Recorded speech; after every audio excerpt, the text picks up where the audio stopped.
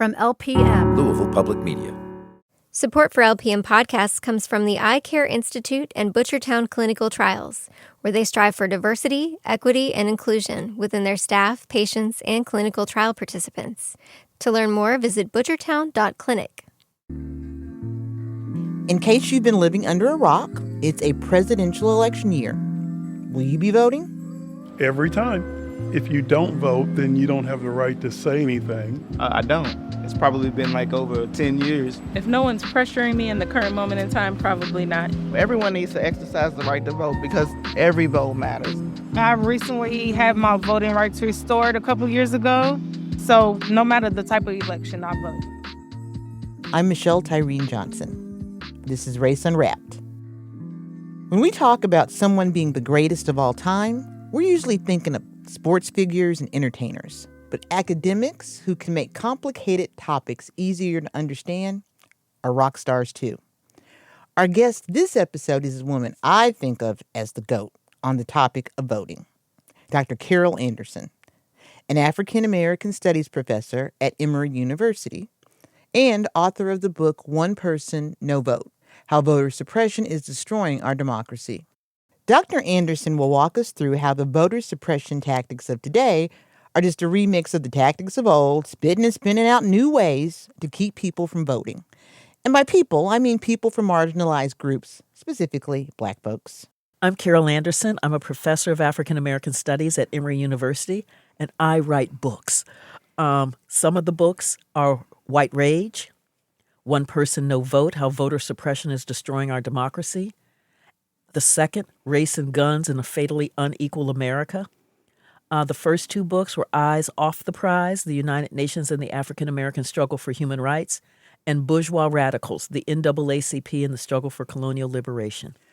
Lord, I've only read one of your books twice. I have another one sitting on my table. Now I got to read all of them because your titles alone sell them. So this season on Race Unwrapped, I'm going to be talking about elections, not specifically the upcoming election that everybody talking about, but elections and voting for people of color, particularly Black people, because that seems to be, the people that folks have been wanting to shut down since, 15th Amendment. So I'm going to start with this. So your phenomenal book, One Person, No Vote, came out after the 2016 election, but before the 2020 election. Yes. Knowing what you know now, is there a tactic of voter suppression that you would have written more about? I think I would have spent more time in talking about the lie of voter fraud and how the lie of voter fraud is basically used to be the fig leaf to cover the destruction of American democracy, the destruction of Black folks' citizenship, by basically identifying that the voter fraud as being housed in the Black community, when that's a lie. That is such a USDA grade A prime beef lie. But they use that lie as a way to justify the unjustifiable. I mean, as you said in your book, if you say that lie out loud, then so many people believe it that it ends up being this thing. Like, well, who would be against, keeping there being voter fraud? But yet there's always so few numbers, right? Absolutely. So it's one of the things. Justin Levitt did a study that from 2000 to 2014, out of 1 billion votes cast in the United States, that's billion, like Carl Saganish, there were 31 cases of voter impersonation fraud. 31 out of 1 billion. Over 15 years. And we're still dealing with those kinds of minuscule numbers, yet we still have this lie of voter fraud, a stolen election. And they identify the stolen election as coming from cities that have sizable Black populations. So again, that lie is there, and it becomes foundational for figuring out how do we stop Black folks from voting? How do we do it in a way where the 15th Amendment says the right to vote shall not be abridged on account of race, color, or previous condition of servitude? So how do you write a law saying we don't want Black folk to vote without writing a law saying we don't want Black folk to vote? And this is what we're seeing in the voter suppression laws. As I'm talking to you, I remember when I interviewed you several years ago in Kansas City, and what I just am reminded of is how you make the complicated very understandable. And that's so important for this conversation. So this season, I'm going to tackle how many of the voter suppression and intimidation tactics that took place during the Reconstruction are revisited in a different packaging now. Do you think that's an overstatement since, of course, we're not coming out of the heels of slavery? Mark Twain apocryphally said, "History may not repeat itself, but it sure do rhyme." And we are listening to the rhymes right now. It's the same kind of rhyme of how do we stop these black folk from voting? How do we make it sound legitimate? How do we make it look like it's constitutional? But how do we do it in a way where we are really effective? So with the poll tax, for instance, there was a way to flip the script to put the onus on the voter, saying, if you really believed in democracy, you would be willing to pay a small fee in order to be able to vote, because democracy is expensive. So you see how it flipped the script? Yeah. So it wasn't on the state to provide a free and fair election. It was on the voter, that because that voter did not have the resources. If that voter really wanted to vote, that voter would be willing to pay what they called a nominal fee. But because of slavery, hundreds of years of unpaid labor, followed by sharecropping, which is wage theft, massive wage theft, black folks did not have the money. And so what that poll tax looked like in Mississippi came to 2 to 6% of a Mississippi farm family's annual income. Imagine paying 2 to 6% of your annual income to be able to vote, and to have to do that every year. While white people didn't have to pay that. Oh, because they found a way around that. Because when you're sitting on top of the apparatus itself. So one of the things in the 1940s, Bilbo, Theodore Bilbo, who was a U.S. senator, his operation basically paid the poll taxes for white Mississippians.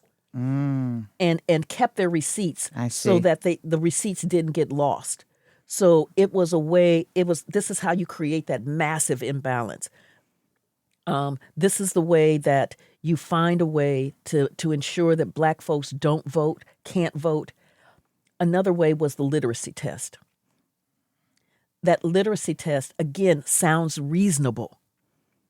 We think that people who are casting a ballot have to know our system.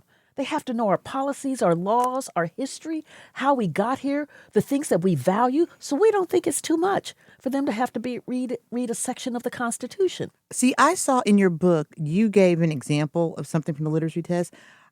I'm a non-practicing attorney who used to practice and was licensed in 2 states, and I couldn't make heads or tails of that. And I'm glad it wasn't on the bar, because I would have never passed the bar.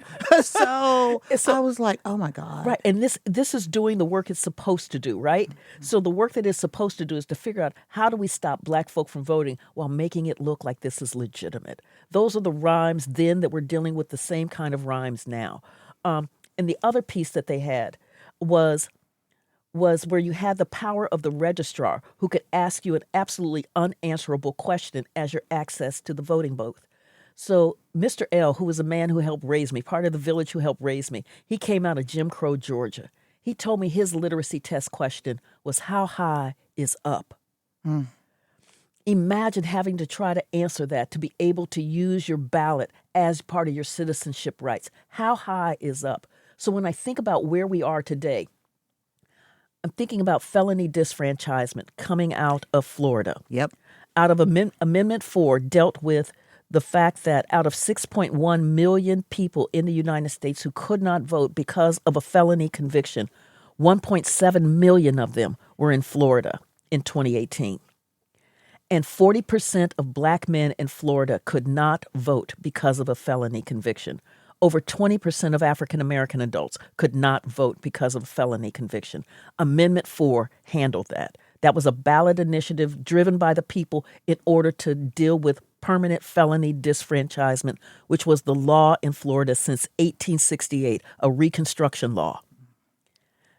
But then that thing went up through the Florida legislature said, okay, this thing passed. Do you see who's getting ready to vote? Okay, how do we write this so that they can't vote? And so they said, okay, completion of sentence means you have to pay all your fees, fines, and court costs. Well, so that case then goes up through the courts. And what folks were arguing was that this is a poll tax because you have to be able to pay in order to vote. Because I don't have to pay my income tax to be able to vote. Right. I don't have to pay my property tax to be able to vote. But now I got to pay fees, fines, and court costs. Well, the ruling by the court, the federal courts, gave us the worst of the poll tax and the literacy test. Because what it said was, no, this is not a poll tax, so you have to pay. And the state does not have to tell you how much you owe. How high is up? Wow. And I feel like I need to do an entire episode on that alone, because one of the things that, really annoys me is how so many states have made, I'm about to go, cannabis legal.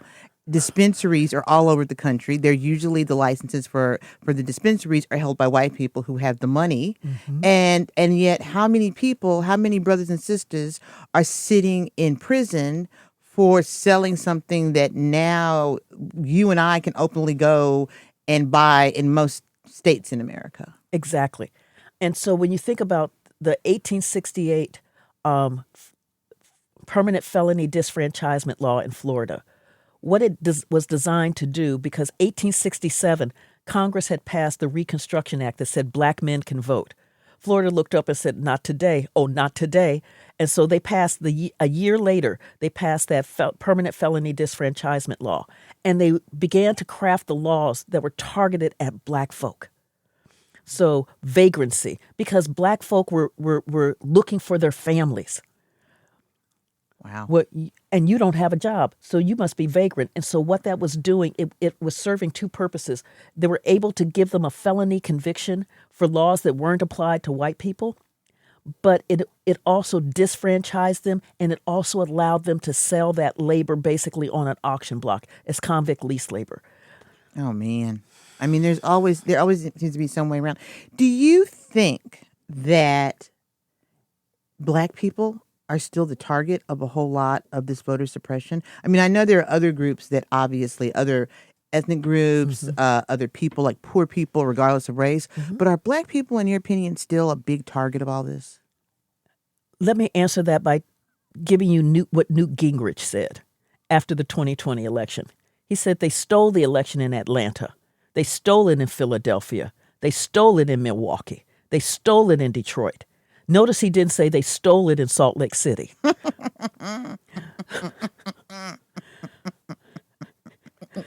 So the identification of black people with voter fraud, the identification of black people with the theft of American democracy is also something that emerges straight out of Reconstruction and Jim Crow, some of the rhymes. And so, yes, black folks are still the target of these laws.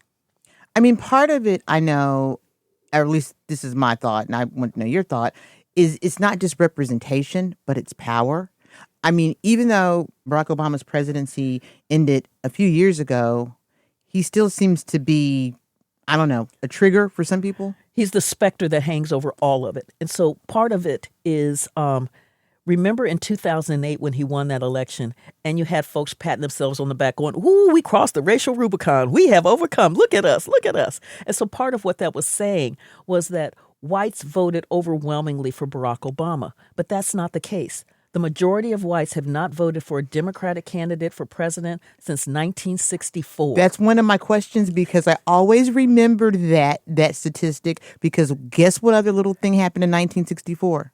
I was born. So I can always remember that white people pat themselves on the back for we elected our first black president. We crossed color. I said black people have been crossing color lines to vote since we got the vote. So, but okay. Right. And it's the coalition of people, right? And so what Obama did, because you're saying, okay, if the majority of whites did not vote for him, how did he get in office? Mm-hmm. Well, he had an incredible ground game. And with that incredible ground game, they organized folks who had not previously voted. He brought in millions of new African Americans, millions of new Hispanics, millions of new Asian Americans, as well as millions of new poor people, and as well as millions of new young people. So he brought in an incredible coalition. When you think about that coalition is the hit list for voter suppression. Why? Because that coalition does not overwhelmingly vote for the Republicans. And part of that deals with the thing called the Southern strategy. The Southern strategy was when the Republicans looked up and said, because we had what was called the solid Democratic South. That solid Democratic South hated Republicans at the time because Lincoln was a Republican, because Lincoln supposedly freed the slaves, right? And so they hated Republicans. And that solid Democratic South was solid for a while. But then the issue of civil rights began to creep into the Democratic Party because of the Great Migration. So you had black folks moving up to Chicago, moving up to Pennsylvania, moving up to New York, moving up to Ohio, and basically making civil rights a national issue, not just a Southern one that could be ignored. And so you saw that creaking happening. The big crack happened in 1964. When you had the Civil Rights Act, because we're in the middle of the Civil Rights Movement, you had the Civil Rights Act passed, and you had Barry Goldwater, who was the Republican nominee for the presidency, basically voting against the Civil Rights Act. Well, one of the things I had heard about the Civil Rights Act is that they put women in thinking that would kill it. Yep. And instead it passed anyway. Yep. And that's ironic because if you look, people are so against affirmative action, which is based in part on the Civil Rights Act, but who was primarily benefited from the Civil Rights Act of 1964? White women. But people don't want to make those connections, you know, and there are numbers that support that. I'm not just saying that. Right. There are numbers that support that. So do you think that the Voting Rights Act is still in play? Pieces of it are. The Supreme Court has done whatever it could. No, that's not fair. The Supreme Court has done a hatchet job on the Voting Rights Act. So the way that it went after Section 4 of the Voting Rights Act, which was pre-clearance, which said that if a state or a jurisdiction had a history of acting a fool, acting a racist fool, and if it had used one of those discriminatory devices like a literacy test, like a poll tax, that then it would come under the pre-clearance provision, which means that any law dealing with elections or voting that it passed would have to be approved by the U.S. Department of Justice or by the federal courts in D.C. Pre-clearance stopped a lot of mess from coming into our midst, a lot of mess. The U.S. Department of Justice, in the 2006 reauthorization of the Voting Rights Act, found that there were over 700 cases that it had blocked because of racial discrimination since 1982. So not since even 1965, but since 1982 had blocked that mess. When the Supreme Court gutted pre-clearance, it was like, who let the dogs out? Because the dogs came out. Within 2 hours, Texas came out with a racially discriminatory voter ID law. Alabama wasn't too far behind, and the other states soon followed. And one of the things that John Roberts had said was like, look, you still have Section 2. And Section 2 of the Voting Rights Act was where you've got discrimination. It's about broader discrimination. And so now you had these organizations having to rely upon Section 2. And then the U.S. Supreme Court messed up Section 2 with the Brnovich decision that happened right after the 2020 election out of Arizona, where they came up with a new standard that if something wasn't in place like in 1982, then it didn't matter, right? So I'm like, so we didn't have cell phones in 1982. So if that standard wasn't there by 1982, then it doesn't matter. But then again, coming out of Alabama with a gerrymandered decision, the Supreme Court relied upon Section 2 and said that Alabama was racially discriminating against its black population. And so there's still some piece of Section 2 left. But the next challenge to Section 2 that's happening right now is that there was a federal court decision that said that private organizations cannot use Section 2 to sue on the grounds of racial discrimination in voting, so that the NAACP Legal Defense Fund cannot sue, so that the ACLU cannot sue, so that the League of Women Voters cannot sue. The only entity that can sue is the U.S. Department of Justice.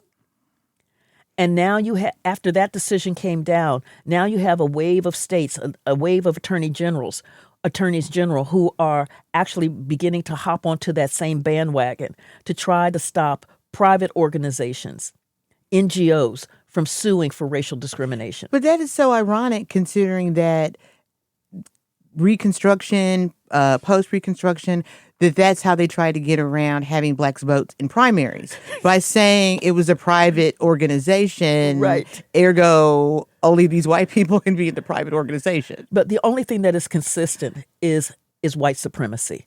That is the only thing that is consistent. All the other rules have to bend and play to that. So it is situational. So if what this does is it empowers right-wing whites, then it's good. If it doesn't empower them, then it's not good. So when you know that is the lodestar, you're able to be able to assess what it is that you're looking at. We're going to take a quick break, and we'll be right back with more from Dr. Carol Anderson. This is Race Unwrapped. Welcome back to Race Unwrapped. Today we're talking to Dr. Carol Anderson, author of One Person, No Vote, How Voter Suppression is Destroying Our Democracy. Why has the Electoral College not been dismantled? Like, why? It's almost like nobody wants to bring it up while their party is in the presidential seat, for fear that it's looking like it's politically motivated. Mm-hmm. But then they don't want to do it when the other party is in for the same. What? I think so. Part of it is that kind of hallowed ground thing of the founding fathers. And so the Electoral College was one of the founding things, but so was the 3/5 compromise. So was the Fugitive Slave Act. So was the 20 additional years of the Atlantic slave trade. There are so many pieces that we look at now going, And we have to have that same kind of, so there is an organization, the National Public Vote Compact, that is trying to say whoever wins the popular vote, they get the Electoral College votes. But we're not up to 270 yet in terms of the Electoral College votes from the states that have signed on to this. So that's what has to happen? Mm-hmm. Mm-hmm. Oh my goodness gracious! Because because America has changed so much since the Electoral College. I mean, just even the whole urban-rural divide. And if it was just one person, counted, then fair is fair. Like, if you got more votes than I got, you win. But it shouldn't be some. I don't know. Maybe I shouldn't say that. But it doesn't make sense to me. No, but I hear you, because when you think about it, since 1992, Republicans have only won the majority of the popular vote one time since 1992. But during that time, we have had George W. Bush and we have had Donald Trump. And they have been able to appoint the majority of the Supreme Court justices. So the majority of the folks who are on the Supreme Court were actually appointed by presidents who did not win the popular vote. So we have to think about what are the consequences of having a system that's in place, a democracy that's in place that rewards the minority. Well, it's funny that you should put it that way, because it seems like that's what some people are trying to say in terms of their voting mechanisms, that we don't want the minorities to have a disproportionate say so in our democracy. But if it's pure numbers, then it's pure numbers. Yeah. So part of the fear, and this goes back to the founding fathers. Part of the fear is is a fear of a majority population, a fear of the vote, a fear that the majority does not have the doggone common sense to actually be engaged in the work of democracy, in governing, in governance. But that fear of the majority now is very racialized. And particularly as we're seeing the demographic shifts happening in the United States in terms of not only the electorate, but the population itself. And so that change in the demographics has doubled down and heightened the fear, has heightened the move toward voter suppression. Again, when I talked about the Republican Party and the Southern strategy, part of what has happened is that as they wooed those Southern Democrats in, they wooed in the toxin of white supremacy. And they thought they could contain it, thought they could control it, but still get the benefits of getting the kind of votes from the Congress folk out of the Deep South. But what happened is that that virus of white supremacy took over, and it moved the moderates out of the Republican Party. And it moved the party so far to the right that it only is big, and its policies are so far to the right that they don't resonate with the vast majority of Americans. Again, this is why since 1992, Republicans have not won the majority of the popular vote, because their policies are so anathema, so repulsive, so repugnant to the vast majority of Americans that they just can't win. So if you can't win on your policies because their base is just so far to the right, and they've got to be, they say they have to be responsive to that base. So if you have to be responsive to that base, then how do you craft policies that resonate with the broader electorate? So you don't. You say you can't. So what you do is you try to cull the electorate. You try to shrink the electorate, basically to the majority of the folks who are your base. That's what we see in voter suppression. So, we all saw things in the 2020 election and, the election itself, and then things that happened right after the election, such as, the insurrection on January. So my question is, what do we have to look forward to for the 2024 election? And again, I'm not trying to pick on any candidate, but just what is it that we're sitting, what powder keg are we sitting on right now? We are looking at the attempt to destroy American democracy.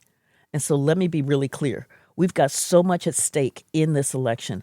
We have a candidate who has talked about creating these huge concentration camps to be able to deport millions of immigrants. Now, how are they going to define immigrant? The immigrant is not going to look like Melania. The immigrant is going to look like Jose. The immigrant is going to look like somebody from Haiti. The immigrant is going to have melanin. That is how immigrant is going to be defined. And to be able to round folk up and be able to deport them. They talked about erasing, getting rid of thousands of folks in the civil service and replacing them with people who have to sign a loyalty oath, not to the United States, not to the Constitution, but to the president. That's what we have to look forward to. We have to look forward to trying to get a Putin-esque look for America. The different visions of America. So the different visions are one that is a multiracial, multilingual, multi-religious, multi-ethnic democracy, one that is vibrant, one that is responsive to the needs of the people, versus what is called a Herrenvolk democracy. And that is a democracy where you have a vast, large, rightless labor pool that generates enormous resources, and those resources funnel up to a small strata of whites. So think of apartheid South Africa. That's what's awaiting us in 2024. That's what's at stake. American democracy or American apartheid. Wow. Carol, I know people love to dismiss any serious talk of racial division by invoking class. What part do you think race still has in our country's partisan Grand Canyon?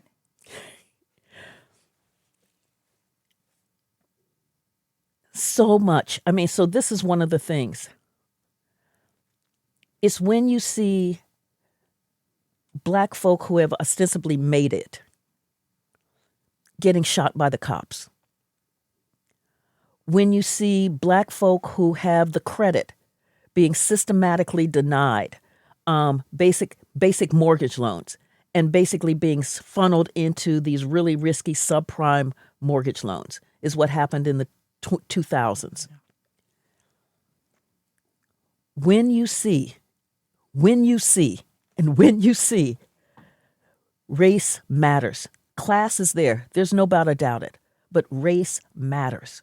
Race is so defining in American society. Yeah. You can't understand anything in the U.S. without understanding the power of race and racism. When you look at all of our entities, when you look at education, when you look at housing, when you look at healthcare. Serena Williams, Oh, yeah. That one, I know. had to fight to get adequate health care when she was giving birth.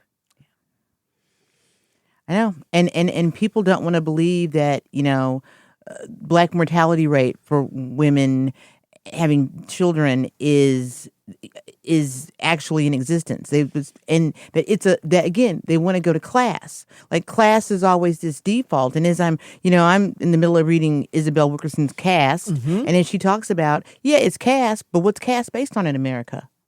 Race. Right. And it's also true that they've done the studies and they have found that regardless of insurance, because they used to think, oh, this is class. But then some scholars came along and they found that regardless of insurance, regardless of the ability to pay, that African Americans received worse care in the healthcare system. So they didn't get the kinds of treatments that they needed for the aggressive treatments that they needed for heart disease. They get more amputations. I know it all comes down to race, which is why the reason I'm even focusing on elections and voting, because voting on every level, we're talking about a presidential election, but Congress matters. The president picks the Supreme Court. We have the local elections. And so, one of the last things I want to ask you is, with the Supreme Court increasingly becoming ideologically conservative, are tools of voter suppression something that we just have to accept for several generations past our lifespan?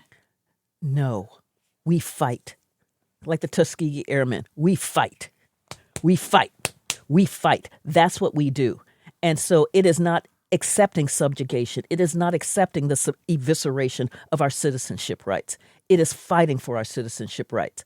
It is, so I'm going to take Alabama in the 2017 special election for U.S. Senator. And there you had Judge Roy Moore, Lord have mercy, against Doug Jones.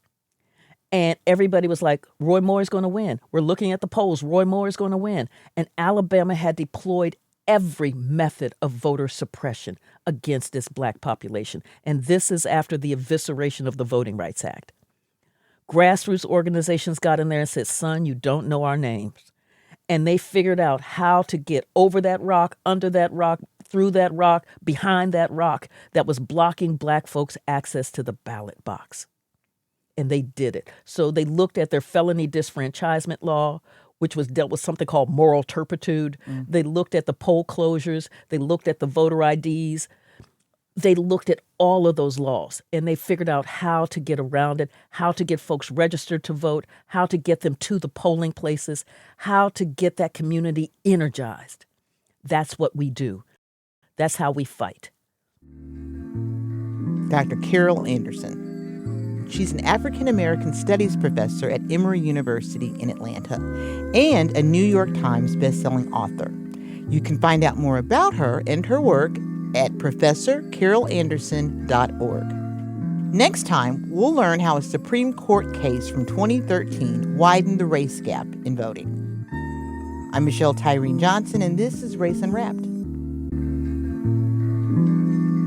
Race Unwrapped is produced by Michelle Tyreen Johnson for Louisville Public Media. Alex Biscardi is our audio engineer. Music by Allison Cross. Our executive producer is Laura Ellis. For more information, to contact us, or to support Race Unwrapped, visit raceunwrapped.org.